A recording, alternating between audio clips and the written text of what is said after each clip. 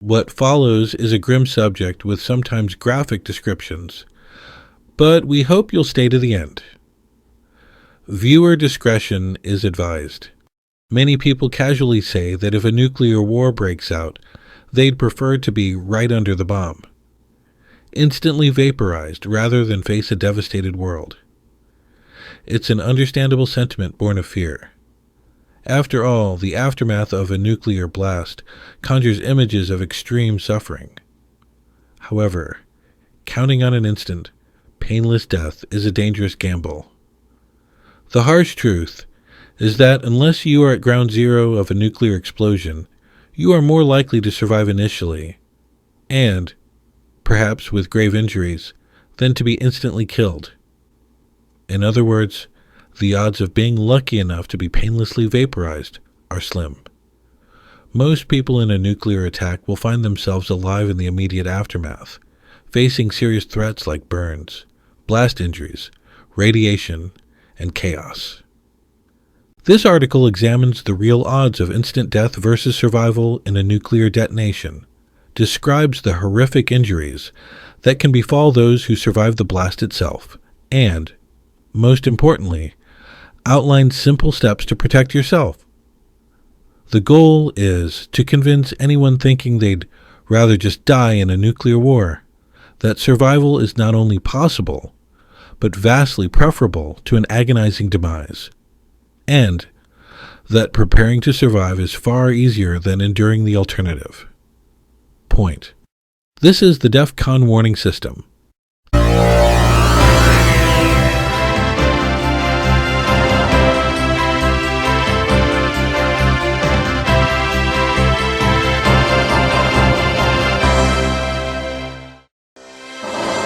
The DEFCON Warning System specializes in analyzing the threat of nuclear war. If you find these videos helpful, like and subscribe so you can be informed of our next broadcast. Also, feel free to comment either here or at our community forum at community.defconwarningsystem.com. In a nuclear explosion, only a relatively small zone closest to the blast, ground zero, guarantees immediate death. Within this central severe damage zone, destruction is nearly total. Virtually everyone in this area would be killed quickly by the extreme heat and blast pressure. For a rough example, consider a 10-kiloton nuclear bomb, similar in yield to the Hiroshima bomb. The radius of severe destruction is on the order of only half a mile, 0.8 kilometers, from ground zero. In that inner circle, the blast and fireball are so intense that structures and people alike are obliterated. Indeed, at the very heart of a nuclear detonation, the human body can be vaporized by the fireball's extreme heat. One modeling of a 1 megaton blast found that anyone very close by would be reduced to carbon instantly. Temperatures at ground zero can reach tens of millions of degrees, essentially cremating anything in the immediate vicinity. However, this zone of instant, painless death is limited in size, especially compared to the vast area a nuclear bomb affects. Even a large nuclear weapon's most lethal radius is measured in a few miles at most. For example, a 100-kiloton warhead, several times more powerful than the Hiroshima bomb, might create a zone of extreme blast overpressure, approximately 5 psi or more, about 2 miles across, within which most people would likely be killed. A much larger 1 megaton bomb, 80 times the Hiroshima bomb's yield, might have a destruction radius of roughly 4 to 5 miles. Beyond these distances, the blast's lethality drops off significantly.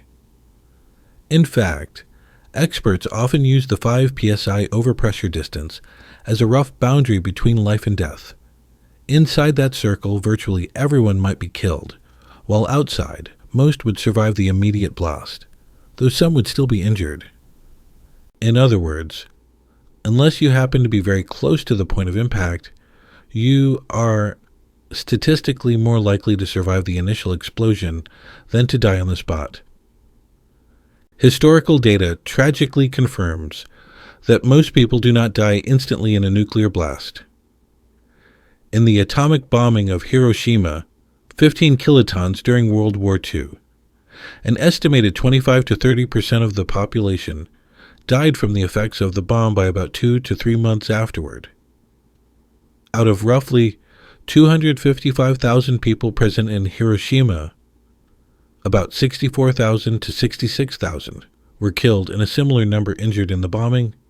That means at least 70 to 75% of the people were not killed outright. Even in Nagasaki, which suffered a 21 kiloton blast, roughly 80% of the population survived the immediate effects, about 39,000 killed out of 195,000. In both cities, tens of thousands of survivors were left badly hurt.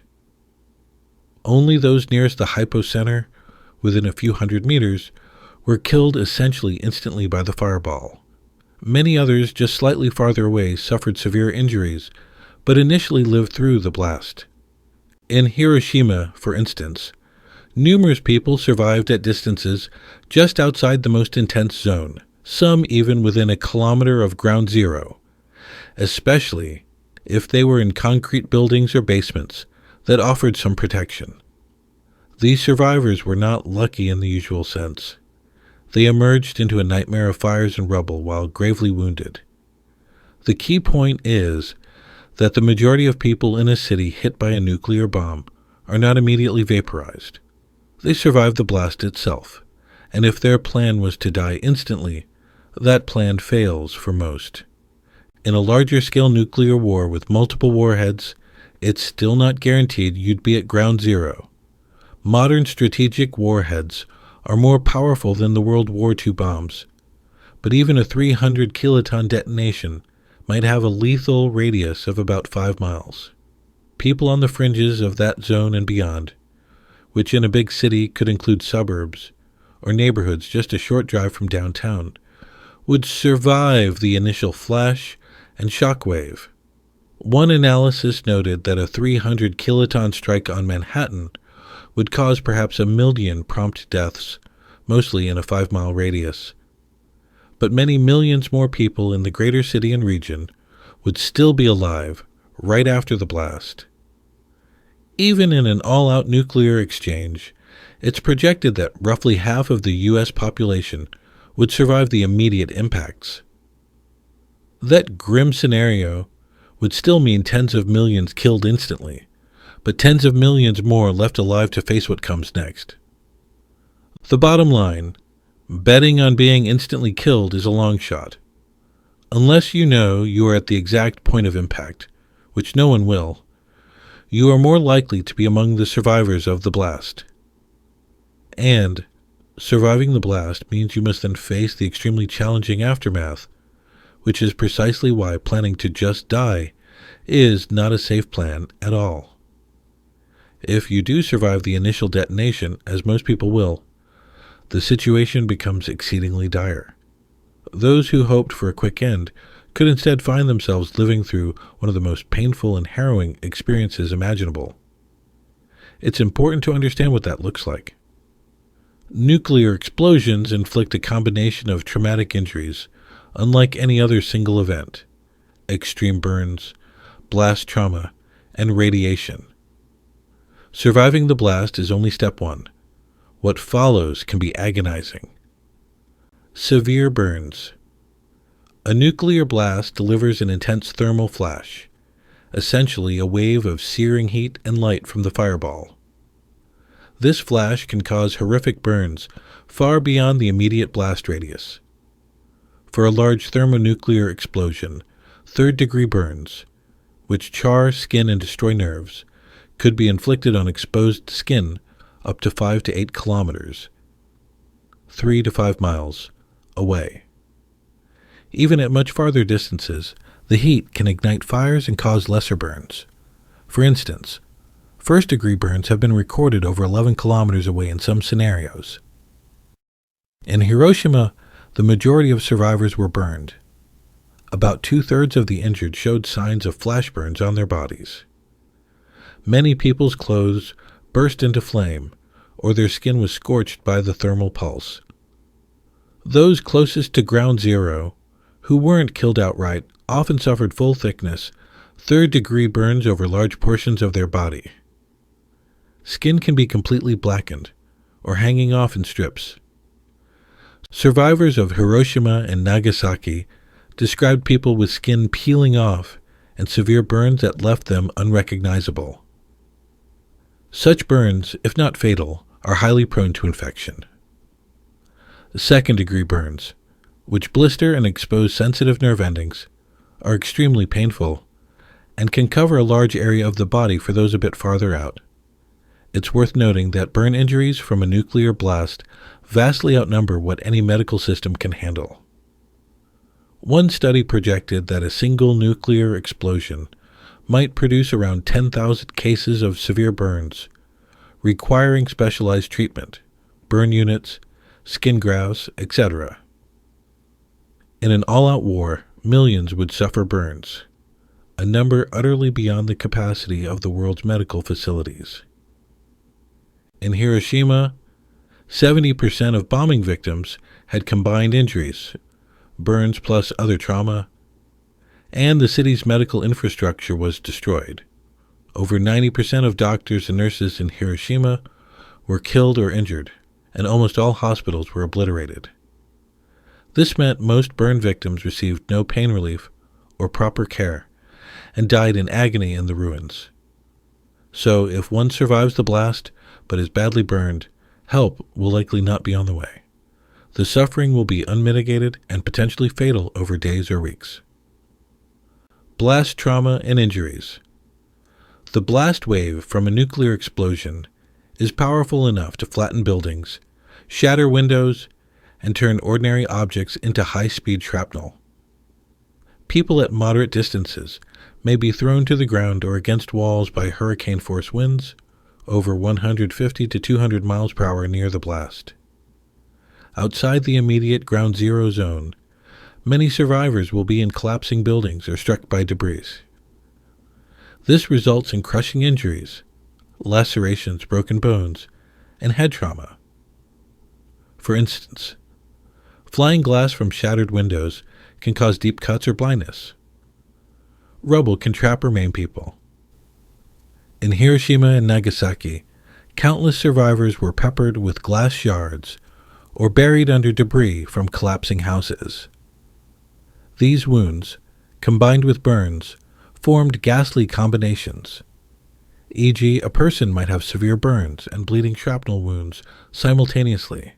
Without medical aid, even injuries that are normally treatable, like a compound fracture or deep cut, can become life-threatening through blood loss or infection. The blast also ignites fires throughout the damaged area. In Hiroshima, a firestorm erupted after the explosion, consuming entire neighborhoods and suffocating some who had survived the initial blast. Survivors had to flee raging fires, sometimes with severe burns, which only compounded their trauma. The environment right after a nuclear blast is often described as hellish. Fires everywhere, smoke blotting out the sun, structures in ruins, and thousands of injured people with no immediate help. If you had been hoping to die instantly, finding yourself alive in this scene would be a nightmarish reversal. Instead of a quick end, you face injury, fire, and likely no assistance. Acute radiation sickness. Along with blast and heat, nuclear detonations unleash intense ionizing radiation. This comes in two forms: prompt radiation, emitted in initial pulse, mainly neutrons and gamma rays from the explosion itself, and fallout radiation, which is the lingering radioactive dust and debris that falls back to ground in minutes to hours. If you survive the blast, unshielded, and are within a certain distance, you may have absorbed a potentially lethal dose of radiation. The cruel thing about acute radiation exposure is that you won't die right away. Instead, you may develop acute radiation syndrome, ARS, over the next days and weeks. High radiation doses can destroy the body's rapidly dividing cells in bone marrow, gut, skin, etc., leading to a protracted, agonizing decline. Historical accounts from Hiroshima detail this suffering vividly. People who looked uninjured on August 6, 1945, began falling ill within days. They lost their hair in clumps, bled from their gums and under their skin, vomited, developed raging fevers, and their skin began to show purple spots, petechiae, from internal bleeding. Many of these symptoms hit their peak about 1 to 4 weeks after the bombing. Doctors noted that deaths from radiation began about a week after exposure and reached a peak in 3 to 4 weeks, then finally tapered off after approximately 7 to 8 weeks. Imagine that. Someone who planned on an instant death might instead spend a month dying of radiation sickness. This kind of death is often described as one of the worst imaginable. In effect, the radiation causes your bone marrow to fail, so you can't fight infections or clot blood, and your skin and internal organs start breaking down. Victims experience uncontrolled bleeding, severe diarrhea, sometimes bloody, mouth and throat ulcers, and rampant infections in burns or wounds that won't heal. As the syndrome progresses, patients grow extremely weak and emaciated, suffering fevers and delirium until they succumb. In Hiroshima or Nagasaki, those with lethal radiation doses almost invariably died despite any care. There were no medicines at the time that could reverse it. Even today, ARS is very difficult to treat in a mass casualty scenario. It requires bone marrow transplants, or growth factors, sterile environments, and intensive care, things that certainly wouldn't be available to most survivors after nuclear war.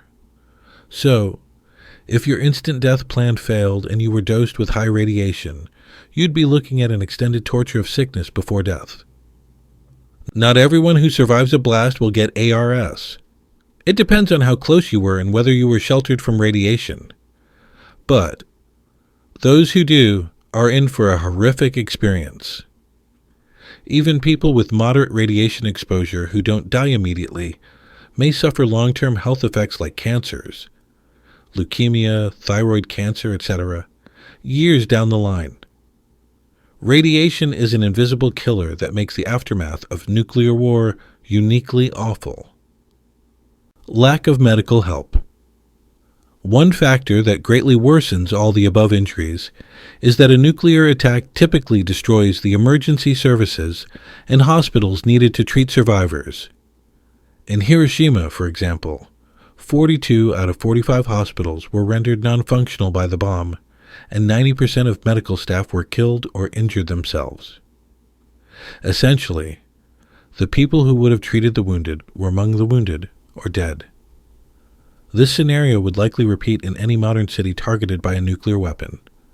The blast would destroy many hospitals and kill many first responders in the area. The scale of injuries would also overwhelm whatever facilities remain. Burn victims, in particular, require intensive care.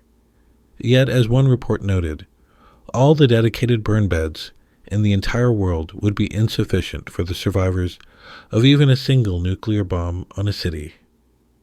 Most victims would have to fend for themselves, or be aided only by untrained volunteers with few supplies. This means if you survived badly hurt, you'd probably get no pain medication, no IV fluids, no antibiotics for infections, nothing. Many survivors in Hiroshima and Nagasaki simply lay suffering in the ruins or in improvised aid stations, receiving only the most rudimentary care, if any, before they died. Some who entered the cities later to help even died from radiation exposure themselves. The absence of medical care turns injuries that might be survivable with treatment into likely deaths. It also means a painful death. Injuries and burns that could be eased with morphine or treated with surgery go untreated.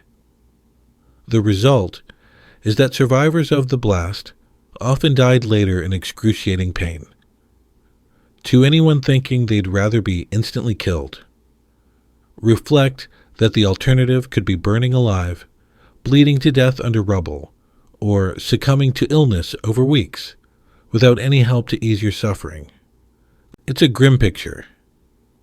And exactly why not taking steps to protect yourself is essentially gambling with a fate worse than death.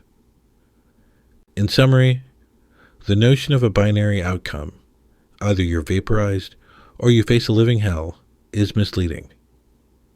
Yes, a nuclear war will create hellish conditions and immense human suffering. But it's far from true that everyone who survives the blast is doomed, or that survival equals unendurable misery no matter what. The misery is worst for those caught unprepared at close range, as we've described. If you prepare and take shelter, your experience could be drastically different from the nightmare above. Unfortunately, if you deliberately do nothing, hoping to just die, you actually increase the chance that you'll end up in that nightmare scenario of injured survival. Essentially, failing to prepare all but ensures you'll face the worst outcomes: severe injury, radiation, and no aid.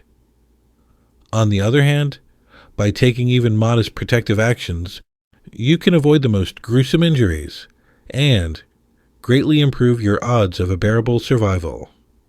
It's worth remembering that many thousands of Hiroshima and Nagasaki survivors did manage to live through the immediate horror and eventually rebuild their lives. Survival was possible, and not every survivor envied the dead, especially those who had some protection or help. This leads us to the hopeful part of the discussion: what you can do to protect yourself, and how comparatively easy it is versus the unspeakable costs of doing nothing. If the prospects above scare you, that's actually good. It means you understand why actively preparing to survive is so important. The good news is that protecting yourself from many of the lethal effects of a nuclear blast is possible with relatively simple actions. You don't need $1 million bunker or elaborate plans to significantly improve your chances of survival and reduce suffering. In fact, basic civil defense knowledge can make the difference between life and death. Here are some key steps and preparations for a nuclear emergency, and why they're much easier to do than coping with the consequences if you don't. Duck and cover. Immediate action. It might sound like an old cliche, but duck and cover is still life-saving advice in a nuclear explosion. If you see a sudden blinding flash of light, the signature of a nuclear blast, do not stand there waiting to be vaporized. React immediately. Drop flat to the ground, face down, and cover your head with your arms. If there's any object or wall you can duck behind, do so. This is not pointless. It can literally save you from flying debris and severe burns. The flash of a nuclear detonation travels at the speed of light and is followed by the blast wave traveling much slower, hundreds of miles per hour. That means you have a brief couple of seconds, in areas farther from the blast, between the flash and the shock wave.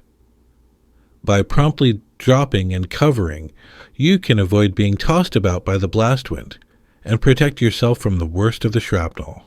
Even being on the ground can significantly reduce the area of your body exposed to the high winds and projectiles.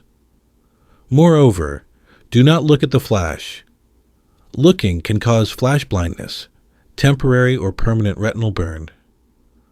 People up to 13 miles away might be blinded if looking at a 1 megaton blast, so averting your eyes and taking cover is crucial. Remember, many who survive the initial seconds will do so because they ducked behind something or lay flat, rather than being struck by flying glass. So this simple reflex can save you from serious injury, allowing you to be in better shape to find shelter next. It's far easier to drop down for a few seconds than to endure a skull fracture or blinding shards of glass because you remain standing. If you have any warning, sirens, or alert of incoming attack, get to the best cover you can, ideally a basement or an interior room of a sturdy building, and stay down until the blast wave passes, usually less than a minute after the flash. This costs nothing and could make the difference between walking away or being badly hurt. Shelter from fallout. Get inside and stay inside. Surviving the initial blast is step one. The next threat is radioactive fallout, the dust and particles that become radioactive and fall back to Earth after the explosion. Fallout can drift far downwind and remain dangerously radioactive for hours to days. The single best thing you can do after a nuclear blast, if you are outside the lethal zone, is to get inside a substantial building as quickly as possible and stay there. The U.S. government's guidance for the public is summed up as, get inside, stay tuned. In practical terms, find the nearest solid shelter, brick or concrete building, or an underground area like a basement or subway tunnel, and go inside before the fallout arrives. There is usually a window of time, perhaps 10 to 20 minutes, depending on your distance and wind conditions, before the fallout begins to descend near you. Use those minutes wisely to get to a safer location. Once you're inside, put as many walls and as much mass between you and the outside as possible. Radiation from fallout can be drastically reduced by distance and shielding. For example, the walls of a typical house can block a lot of the harmful radiation, and being in a basement or the center of a large building can cut radiation exposure to a small fraction of what it is outside. If you have a basement, go to the lowest level. If not, an interior room on the ground floor away from windows is next best. Staying indoors is absolutely critical for the first 24 to 48 hours after the blast. This is because fallout radiation is extremely intense at first, but decays rapidly. In fact, about 80% of the radiation dose from fallout occurs in the first day or two. Studies have shown that if you shelter in place for 48 hours, the radiation levels will drop by a factor of 199% reduction from their initial intensity. That means a location that is deadly on day one might be relatively safe after a couple of days. Simply waiting it out indoors greatly increases your chance of avoiding a lethal dose. This costs nothing more than patience.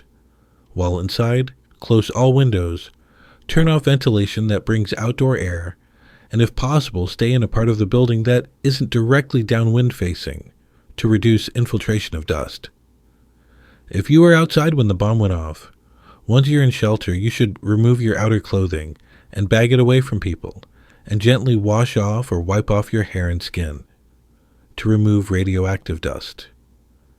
This decontamination can eliminate up to 90% of the radioactive material from your body and greatly lower your risk.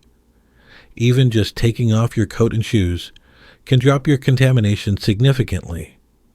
All these steps, finding shelter, staying put for 2 days, removing contaminated clothes, are straightforward and require no special equipment. It's literally the difference between possibly surviving versus receiving a lethal dose of radiation. Think of it this way. Going inside and staying for 48 hours is infinitely easier than suffering 48 hours of radiation sickness symptoms because you didn't shelter. Modern guidance is very clear. Do not run around immediately after a blast trying to travel far. You are safer staying in a decent shelter for the first couple days, rather than risking exposure outside or in traffic jams. After that initial period, radiation levels will have fallen dramatically, and authorities, if functioning, may direct you when it's safer to move or evacuate. Having a radio, battery-powered or hand crank, in your shelter can help you get updates, which is why it's wise to keep one in your emergency kit. Basic preparations and supplies. Preparing for nuclear war or any disaster might sound daunting, but you can do a lot with minimal effort and cost. Start by assembling a simple emergency kit for your household.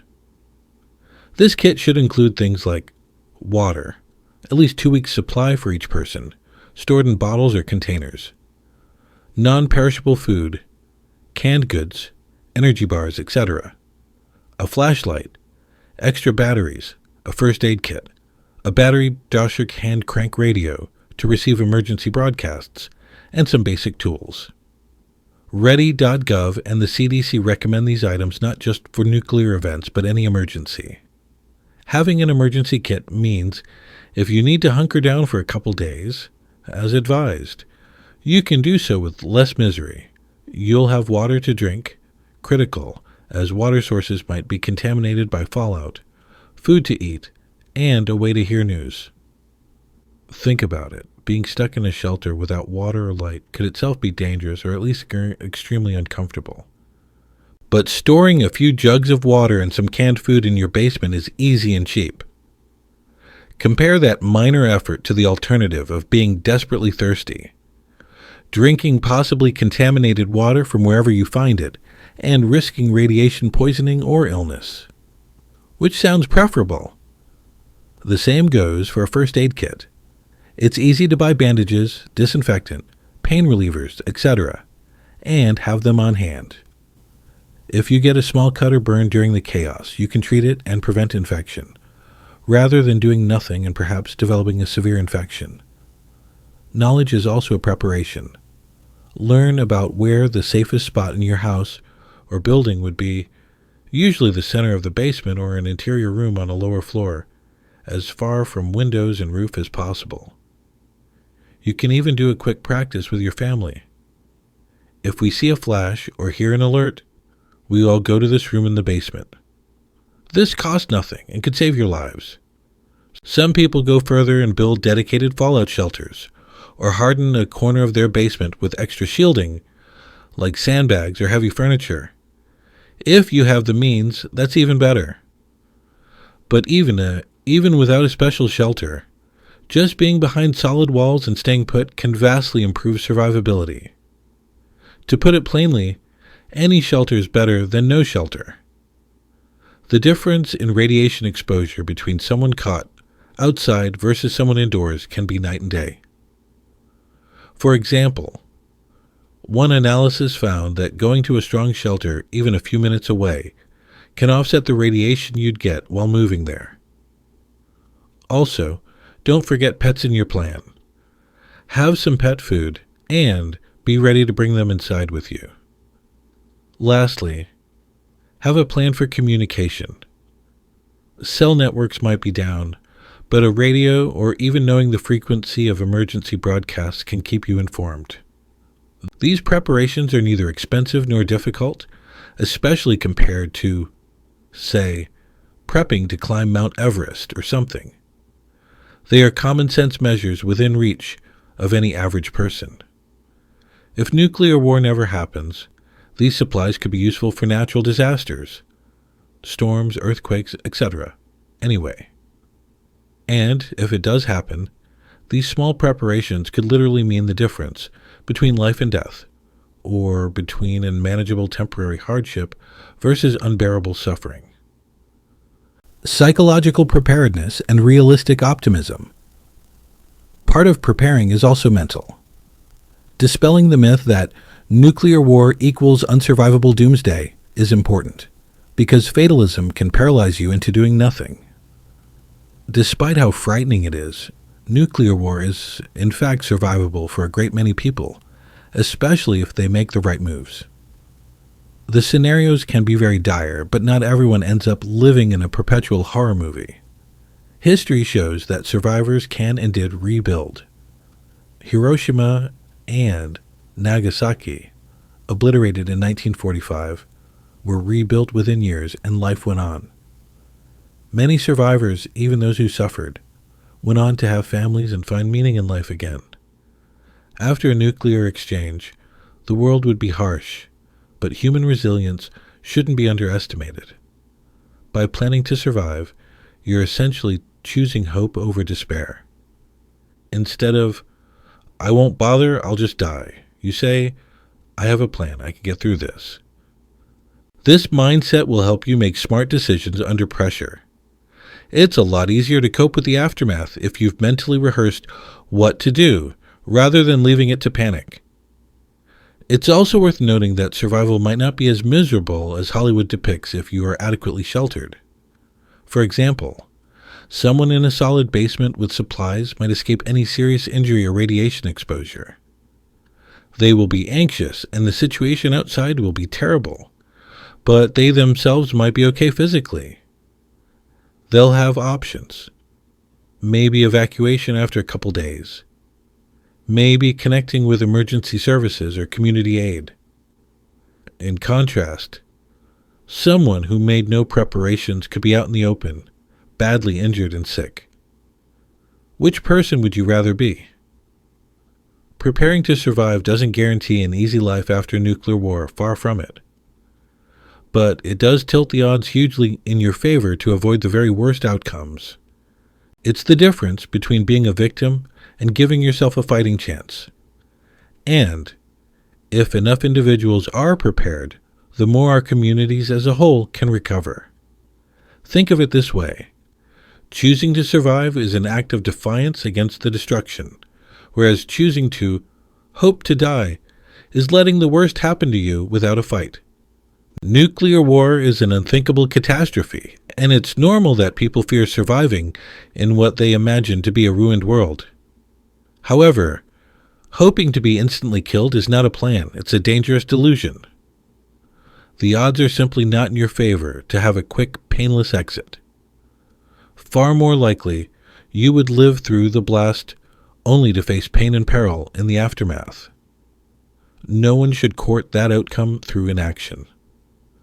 The suffering of burn victims and radiation sickness patients in past nuclear bombings shows that trying to die in a nuclear strike could leave you wishing you had tried to live instead. On the other hand, relatively minor, easy preparations and actions can dramatically improve your situation. By taking cover, by sheltering from fallout, and by having basic supplies, you stack the deck in favor of survival and reduce the potential for agony. Surviving a nuclear war is not guaranteed to be easy, but neither is it guaranteed to be a never-ending nightmare, especially if you are prepared. Many survivors in Hiroshima did not envy the dead. They were grateful to be alive, and many made meaningful lives afterward. If, heaven forbid, nuclear war ever occurs, you want to be among the survivors in as good a condition as possible, not among those dying slowly because they assumed there was no point in trying. In the end, life always offers hope. Even in the worst destruction, there's the possibility of relief, recovery, and rebuilding. But only if you're alive to see it.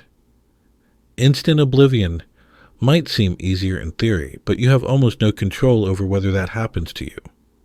What you can control is your preparedness and response. By abandoning the fatalistic "I'll just die" approach and choosing to prepare, you are valuing your life and your loved ones' lives in the face of doom. That choice could spare you unspeakable suffering and give you a chance to help others and rebuild if the unthinkable happens. So don't bet on a quick death. Stack the odds on survival. It's much better to be a live survivor with a plan than a severely injured victim with regrets. Nuclear war would indeed be horrible, but if it ever comes, do your best to live. As we've shown, a little effort now and quick action when it counts can make all the difference. Be informed, be prepared, be safe, and never give up hope. Your life is worth fighting for. This is the DEFCON Warning System.